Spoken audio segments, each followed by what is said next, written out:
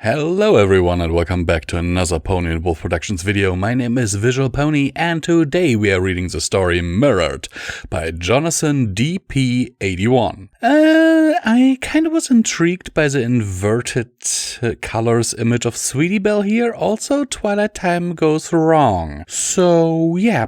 Anyhow, let's see those amazing people who keep this channel alive with their donations to our channel, and with that, they actually keep me eating. That is actually very important, believe it or not. Eating is kinda what I need to live. So, I will also remind you that, before we get into the meat of the story, that there's a big button under this video, and if it is still red, then that means you have not yet subscribed to Pony and Wolf Productions, which means you get no updates about our newest releases. Oh, don't you want the newest updates about our newest releases? Now let's get into the meat of the story. In one of the Castle of Friendship's many side rooms, Sweetie Belle frowned down at the spell book. Intermediate Spells for Fillies, 7th edition, had been her bane for many Twilight Times now, ever since the princess had presented it to her young student. Sweetie Belle had been excited at first about the oversized tome, but all the spells were so hard. She just managed some of the basic ones in the first chapter, but anything beyond that was seemingly beyond her. She looked up across a large circular table she sat at to see Twilight overseeing Applebloom's progress on a potion. She was keeping quiet, with an encouraging smile stuck to her face, as the younger pony carefully double-checked the formula. Then, with her face scrunched up in concentration, Applebloom slowly added 3 measured drops of white liquid to the dark brown muck in a small beaker above a low burner. Nothing happened for a heartbeat. Then the mixture began to swirl on its own. "Sugar," Twilight quietly prompted. With haste, Applebloom grabbed the bag borrowed from the castle kitchen and poured with as much care as she could. Most got in and Applebloom stopped pouring after the mixture changed colors to a shade of shiny black. "Is that it?" she said.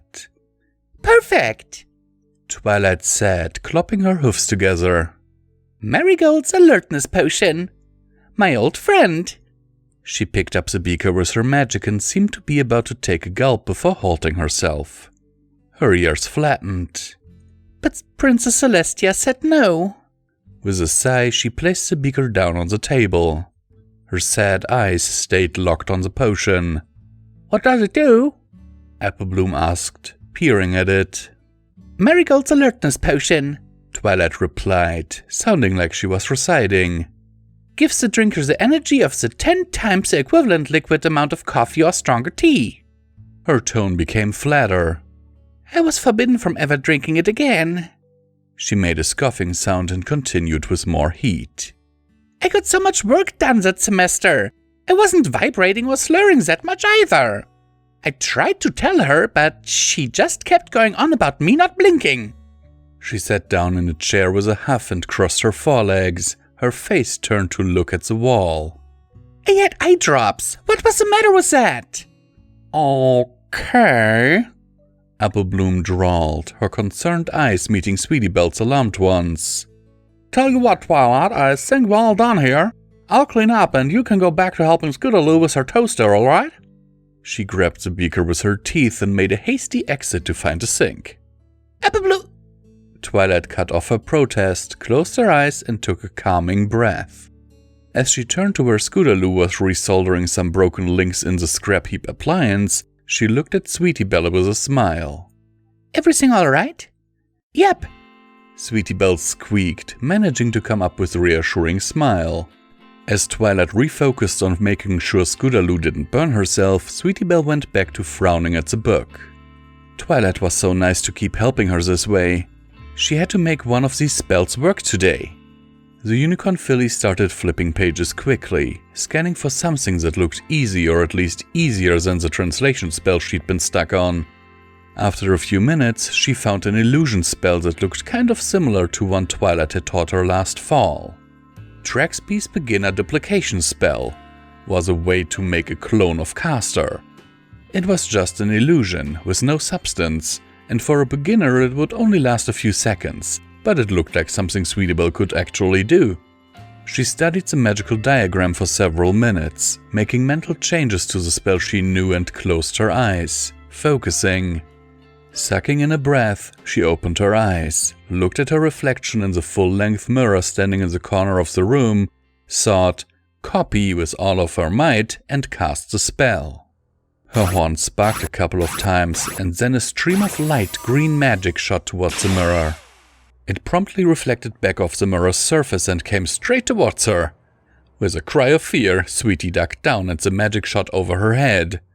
She heard Twilight's shout of pain, but didn't have time to turn to see her magic strike Twilight's horn, be absorbed for a fraction of a second, and then fly back with a changed aura color and at enough of a different angle to strike the back of her head. Sweetie Belle fell to the floor as her whole body hurt too much to even scream. She felt like 4 Big Macs were gripping her legs and were trying to pull her apart. After a very long moment of this, she thankfully blacked out. When she came back, the pain was mostly gone except for an ache in her bones. Blinking, she could hear a commotion as some ponies shouted her name. As her blurry vision focused, she found herself staring into the eyes of another filly, lying directly next to her. Her coat was dark grey and her mane was a dim version of her own. That made Sweetie Belle realize, her mouth falling open, that otherwise she was looking in a version of her own face. As she heard the sound of a pair of ponies coming to her side, the other filly grinned unpleasantly. "Sweetie Belle!" Twilight shouted next to them. "Are you... what?" she exclaimed as she saw the newcomer. The filly came to her feet with more speed than Sweetie Belle thought she could manage and regarded the 3 of them, the nasty smile still on her face. "I am Elep a Thieves, and I am evil!" it proclaimed. With a cackling laugh it ran between Scootaloo and Twilight and out the door, both of them too shocked to stop it. After a breath, Twilight chose her priorities, leaned down and put a hoof softly on the little unicorn's shoulder. "Sweetie Belle, are you in any pain?" There was a groan in response. "A little." Sweetie slowly got her hoofs under her and rose. She rubbed the back of her head and felt a painful knot growing there. "I think something went wrong." Twilight touched her own horn and winced. "Yes, some kind of magical feedback loop, I believe. I think Tobins might have something about this." "Twilight!" Scootaloo shouted, running to the window. "Look!" They all gathered at the room's window overlooking the path into Ponyville, and their eyes went wide at the sight of the negative Sweetie Belle. A large stick in her teeth, whacking Hasty Turnip Truck hard. He was retreating, a leg over his head, shouting, "Hey! Hey! Oh, stop it!" "Oh no!" Twilight cried, and they ran out of the room, zipping past the returning Apple Bloom. "Where?" she called, chasing after them. "What a mess!" Hello and welcome back to Common Thomas Visual Pony, where I'll remind you that you can support PonyWolf Productions through the links down in the description below. Every dollar helps is needed and very much appreciated and helps to keep the lights on around here. You want to keep the lights on around here, right? Anyhow, let's get into the meat of the story because I don't think I can keep talking like this much longer and I kind of want to have dinner later. Okay, what the actual fuck? I mean, what the hell? An evil Sweetie Belle? I can see that going south so badly. But oh my word.